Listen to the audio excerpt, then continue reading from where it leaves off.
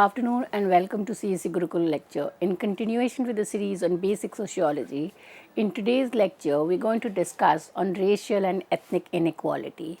Now, racial and ethnic inequality is all prevalent across society. In today's lecture, the focus is to discuss about a study done in the United States to argue that there are kind of various forms in which racial and ethnic inequality is experienced in everyday life, and therefore the shift is from macro structural analysis to micro structural, that is, how do various racial and ethnic groups or minority experience discrimination in their everyday life in terms of their interaction with members of other groups, in terms of the naming or insult or calling them by certain levels. So, the focus is to understand how they experience it, and the experience of discrimination then leads to kind of a perception.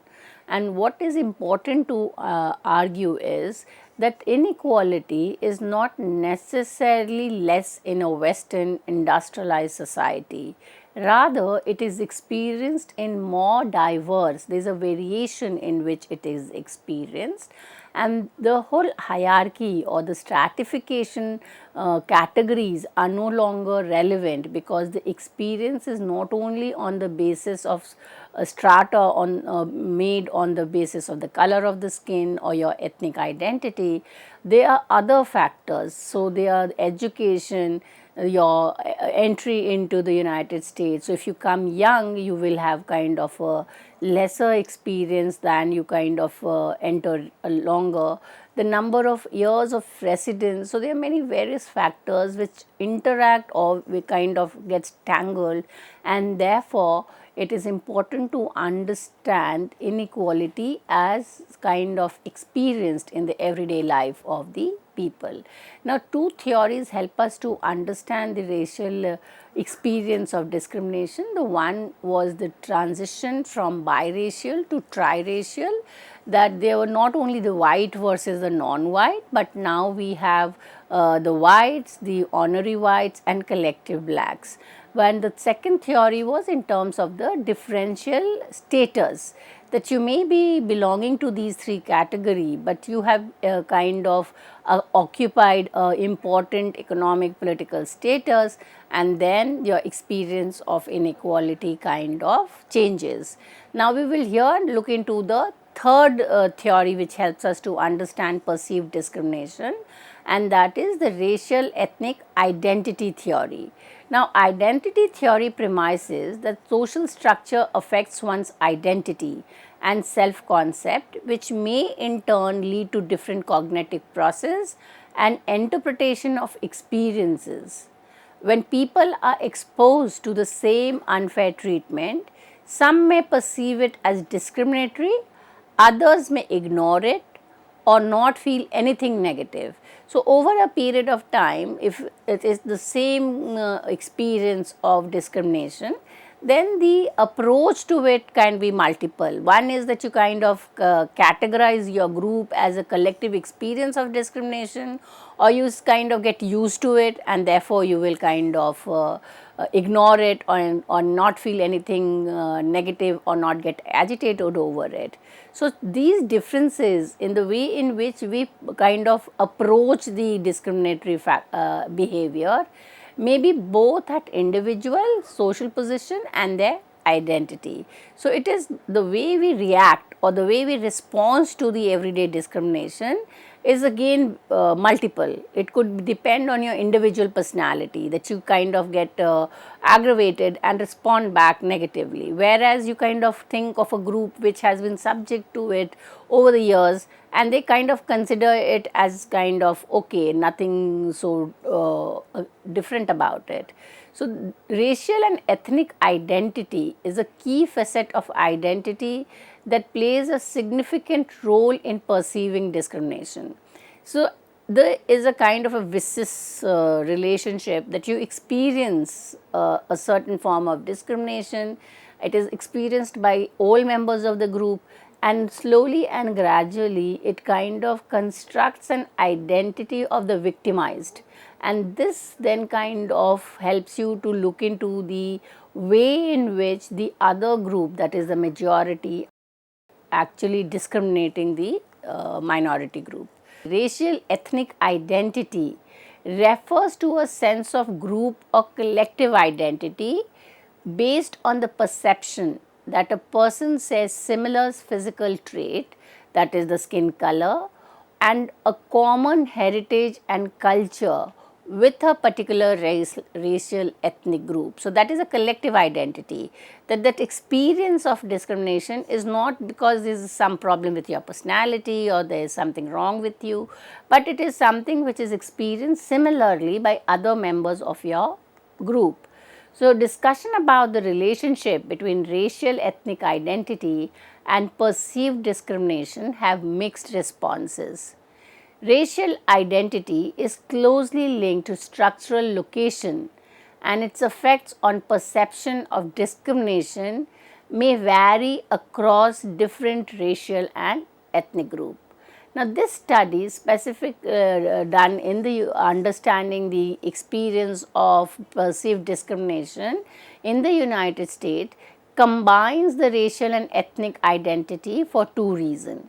First, the affinity to one's ethnicity may suggest a close connection to both ethnic and racial background. Although each has its own scope of connotation, there is considerable overlap between the two. And ethnicity could be included in race geoculturally set up.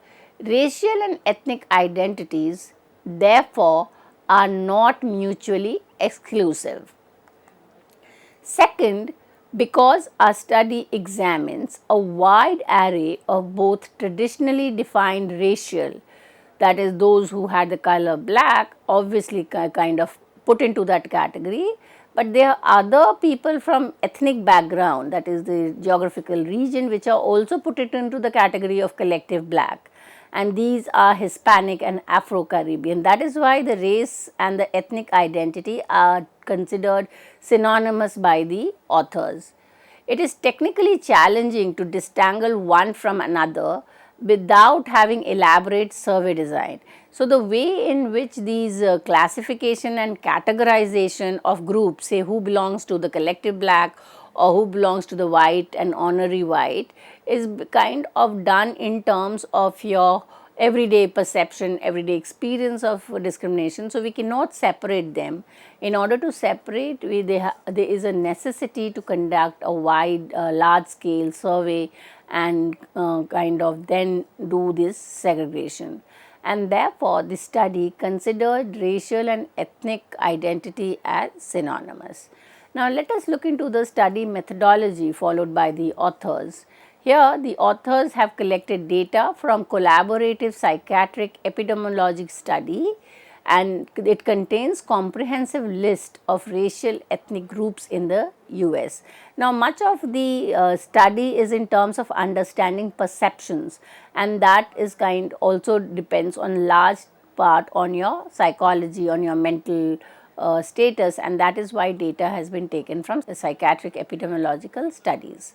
Factors shaping experience and perceptions of discriminations are social class, immigrant status, and your race and ethnic identity.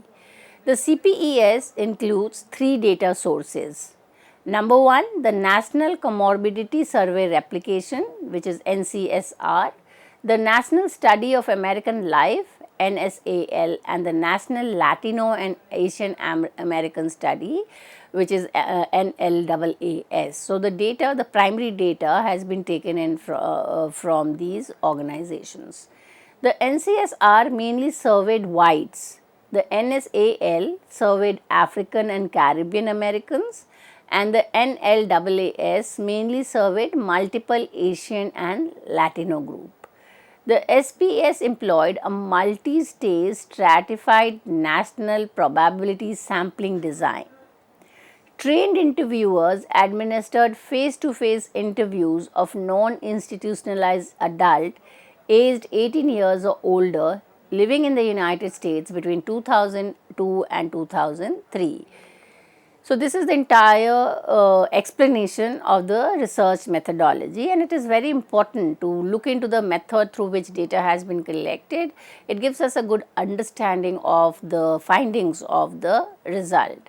Here a number of measures have also been adopted to access the practice of everyday discrimination, and they are using the 9-item scale developed in Detroit area study. This scale has methodological advantage over a single item measurement of discrimination, as it ascertains chronic experience of daily unfair treatment. Respondents were asked how often they are treated with less courtesy than other people.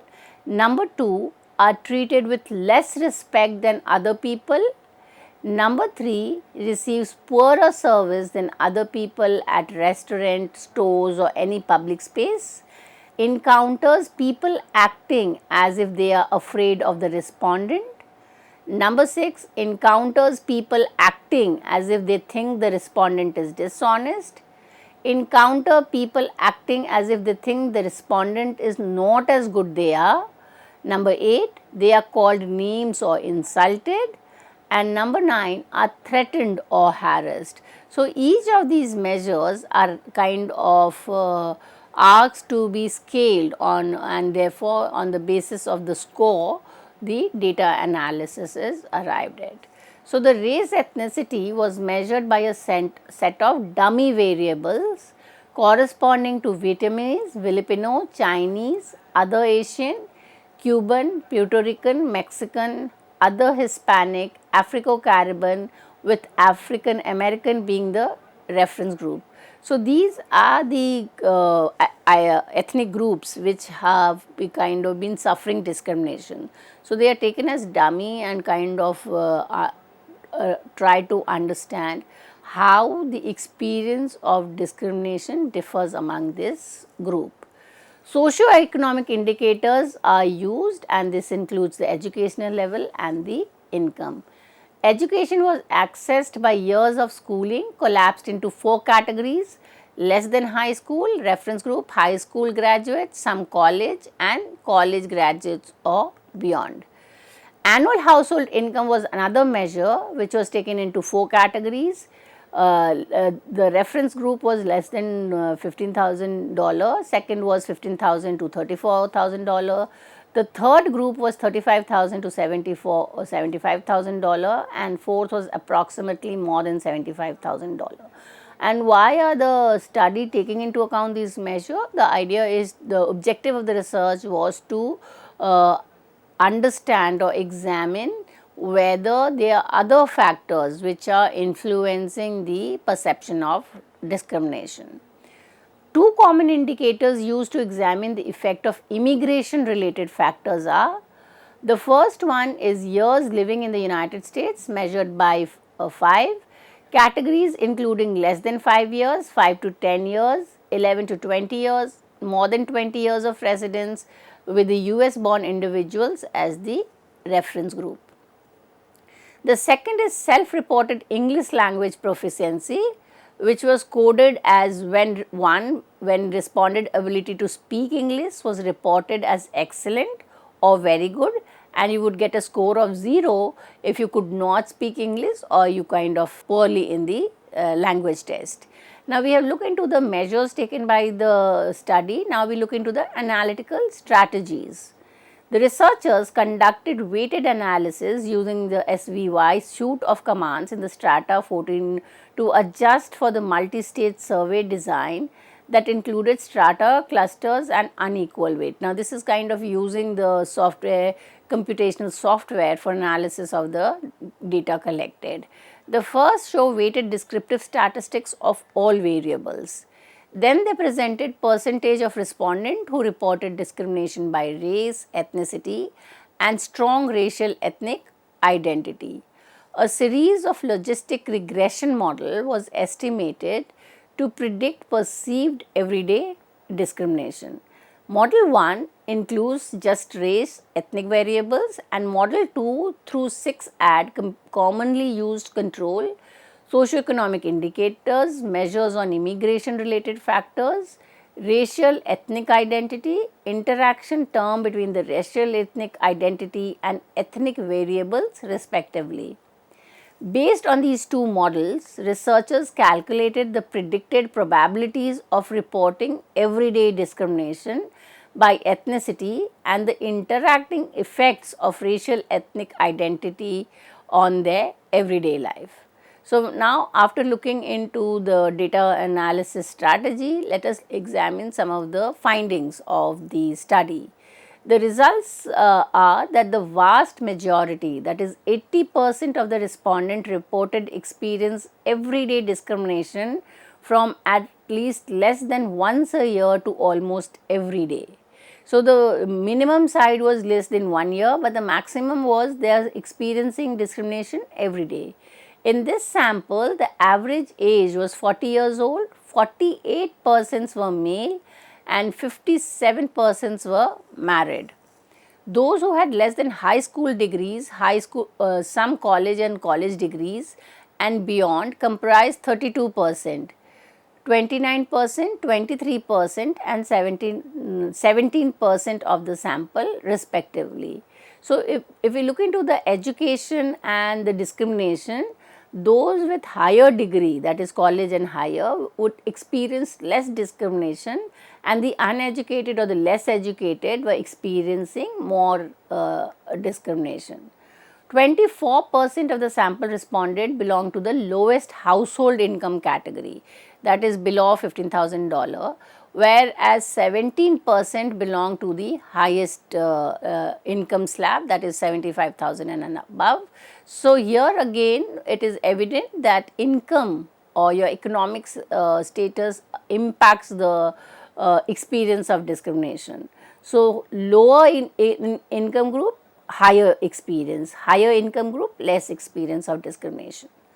Most of the respondents lived in the south and the west, followed by the northeast and the midwest. So, if the experience of discrimination is in the south and the west, it is indicating that it has a higher percentage of the minority group. About 60% of the sample were born in the United States. Among immigrants, 7% had recently arrived and lived less than 5 years, 6% had resided in the United States between 5 to 10 years. The majority of the sample had good or excellent English language proficiency and a strong sense of racial and ethnic identity. The findings of the weighted percentage distribution of respondents who had reported everyday discrimination and strong racial ethnic identity by racial ethnic groups. About 90% of African American and Afro-Caribbeans reported discrimination. This was followed by 82% of Filipinos, 79% of Puerto Ricans, 77% of Chinese, 72% of Mexican, 52% of Vietnamese and 49% for Cuban. On an average, 76% of Asian and 71% of Latinos reported discrimination, with both having considerable within group ethnic variation.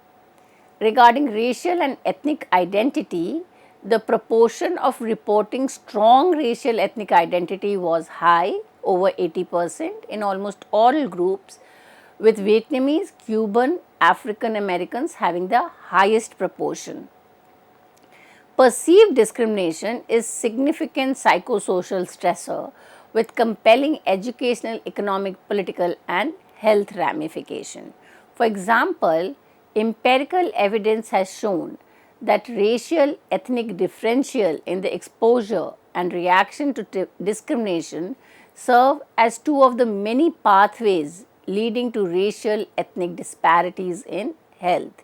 Yet, scholarship on the effect of social structures and identity on perceived discrimination remains less established. In this study, the authors address such research gaps by drawing on the racial ethnic hierarchy theories, the differential status thesis and identity theory. The study is among the first few to synthesize key insight from various bodies of literature and empirically examines predictors of perceived discrimination among a comprehensive list of racial and ethnic minority groups. Self-perceived chronic discrimination is prevalent among all racial and ethnic minorities. For almost all groups, the majority of the members reported that they had experienced day-to-day discrimination in their lives, suggesting that race and ethnicity as key dimension of structural position play a critical role in shaping people's perceptions of discrimination. Building on prior scholarship, this study reveals a considerable amount of racial ethnic variation among minorities in the reporting of perceived discrimination. Minority members who have on average the darkest skin colors such as African American, Afro Caribbeans are found at the bottom of the racial order with the highest prevalence of perceived discrimination, about 90%. The two ethnic groups with the lowest prevalence of perceived discriminations are the Cubans and Vietnamese, about 50%. Prior scholarship has indicated that Cubans are significantly more likely to identify themselves as whites than other Latinos. So, here the psychology is also works where the individual kind of feels that identifying yourself with the white, your experience reduces. So, you don't identify yourself with the group to which you belong, rather you will kind of place yourself relatively at a comfortable situation. Now, the findings of the research has kind of also thrown light for direction for future research. The authors here are kind of accepting that there have been a lot of limitation, because it is one of the kind of research that has been done, and therefore the suggestion that a lot of such research needs to be done in the future in order to understand the micro level experience of discrimination. And therefore the direction for future research are: number one, following the original racial hierarchy typology, ethnicity is used as a proxy measure to test the triracial stratification hypothesis. That is, we know that there is a racial hierarchy where the whites and the blacks are posed. We use that, but we will also kind of use the reference of the ethnic because they are members from multiple ethnic groups, and therefore then test the triracial or differential status theory to understand perceived discrimination. Future studies could include explicit objective or subjective measures of skin tones to directly test the colorism hypothesis. So, the entire racial theory is based on the color of the skin.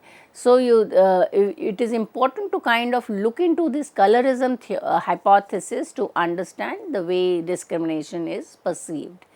Even though previous studies have indicated that whites tend to report a significantly lower level of perceived discrimination than racial ethnic minorities, it would be informative to include a white sample as a reference group. So, basically we do not go by the assumption, we kind of try to test, and this is a suggestion for future study, that we look into the white population, take them as a reference group and understand whether they have experienced discrimination.